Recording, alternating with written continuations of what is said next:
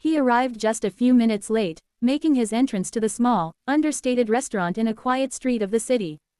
James Carrington, tech magnate, investor, billionaire many times over, had agreed to this blind date with more of a shrug than expectation. Years of board meetings, investor dinners and polished social events had left him jaded. Tonight, he told himself, would be simple, polite conversation, an hour of pleasant company, then off to his next obligation. She was already there when he walked in, seated at a corner table lit by warm candlelight, soft music drifting in the background. She looked ordinary, ordinary in the best sense, comfortable in her own skin, smiling without trying. Her dress was unpretentious, her hair loosely tied, no expensive jewelry catching the light. She glanced up and stood, offering him a warm greeting. "You're James, right?" she said. He nodded. "I'm Sophia." He sat, ordered a drink, said a few words about himself, his work, how he'd built companies, how he had responsibilities, how he traveled often. She listened. No flinches, no awe, no deferential, "Yes, Mr. Carrington," attitude, just kindness. He found it refreshing. As the evening proceeded, she asked about his world, the long hours, the stress, the thrill. Then she asked about his downtime, what he actually liked.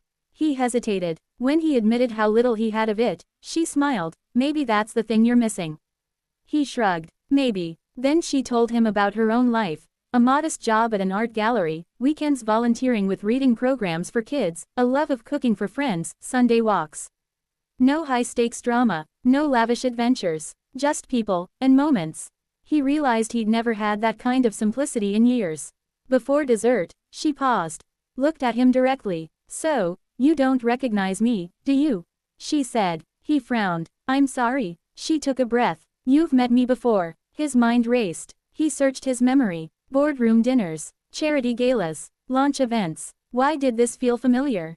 She leaned in. 3 years ago you sponsored a literacy fund event. I was one of the volunteers handing out books. You passed by and asked a question about one of the children's drawings." He blinked. He rarely attended the volunteer tables. He rarely paused. But yes, he did recall a young woman, quietly helping, almost invisible in the crowd. He remembered now, a drawing pinned to the wall. A small child, shy, proud. He asked about it. She answered. He walked away. "That was all. But I remembered you," she said. "You asked kind of in passing. You didn't know me. I didn't know you. But you made me feel seen in that moment." He sat back, uneasy. He had no memory of the exchange beyond that blink, yet here she was. And she hadn't come for him. She'd come for him that night because her friend insisted, but here she was. He asked, "Why didn't you tell me this earlier?" She looked at him softly. "Because I wanted you to meet me, just me, not the image you have of the billionaire. I wanted you to see me first as a person." The weight of her words hung between them. For once he didn't have a talking point. He had no rehearsed answer. He felt naked in honesty. They finished the dinner. He offered to drive her home. She accepted. During the drive, city lights reflected off the windows, old buildings, new skyscrapers. James thought of his world. Tinted windows, private jets, boardrooms. Then he thought of her world. Art, children, quiet laughter. They pulled up outside her apartment. Modest building, warm lights behind curtains, no chandeliers, no valet. He looked at her and felt something shift. "Thank you," she said. "Not just for dinner, but for that moment." He asked, "Is there a next time?" She hesitated. "I'd like that." He smiled, and for the first time in a long time, he didn't think of the future as a projection of success or acquisition. He thought of the next conversation. Of something real. As he drove away, his mind wandered back to that volunteer event. He had passed so many people unnoticed in his life. But for once someone remembered him. And in return, he remembered something powerful. That real connection happens when status no longer matters. Tonight had started as another blind date. But it ended as something unexpected. Something raw. Something hopeful. It had been 3 weeks since that night. 3 weeks since James Carrington, the man who had everything, realized he might have been missing the one thing that actually mattered, connection. He'd sent Sophia a message the morning after their first date, simple and sincere. Greater than, "Dinner was great. I'd like to see you again, if you'd like that too." Her reply came hours later, polite but not eager. Greater than, "Sure, but maybe something simple next time. No fancy places. Just us." So, on a Saturday morning, he found himself standing awkwardly outside a small local market, dressed down in jeans and a hoodie, clutching 2 cups of coffee.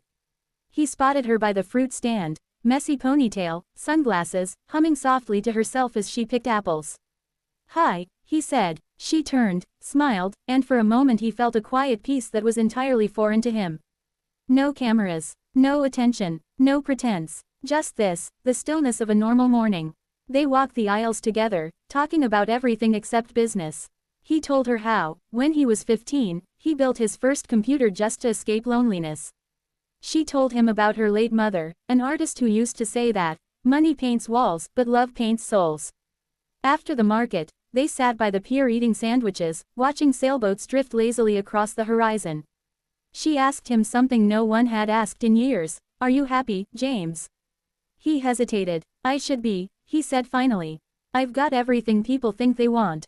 Houses, cars, power. But every night I come home to silence.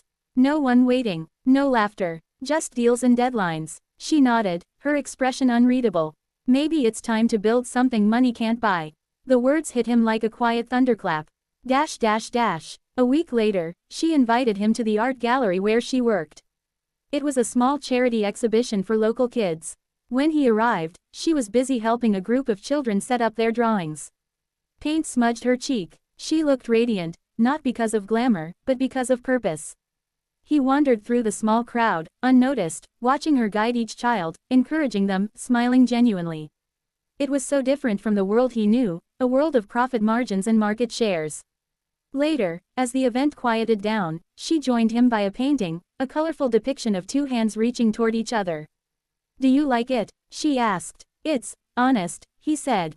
"That's the point." They stood in silence for a moment before she turned to him. "Why do you think I remembered you from that charity event?" He shrugged. "Because I asked about a drawing." She shook her head. "No, because you looked lonely. You had all those people around you, yet your eyes looked like they were somewhere else." He swallowed hard. "Maybe I was." She smiled faintly. "You still are." He didn't reply. There was truth in her words, and he didn't know how to fight it. Over the following months, their connection grew, slowly, cautiously. They explored quiet corners of the city, old bookstores, street cafes, parks after rain. He began leaving his phone off during dinners. He started remembering what laughter felt like. Real laughter, not the polite kind. But their worlds were still different. One evening, during a gala he had to attend, he invited her along. She hesitated, but went. The night began well, but as they entered the ballroom, diamonds glittering, cameras flashing, she grew quiet. A group of executives approached, shaking hands, making small talk, praising James's latest acquisition. Someone asked about Sophia, "Is she in the industry?" One of them said. Another whispered, not quietly enough, "Ah, must be the new flavor."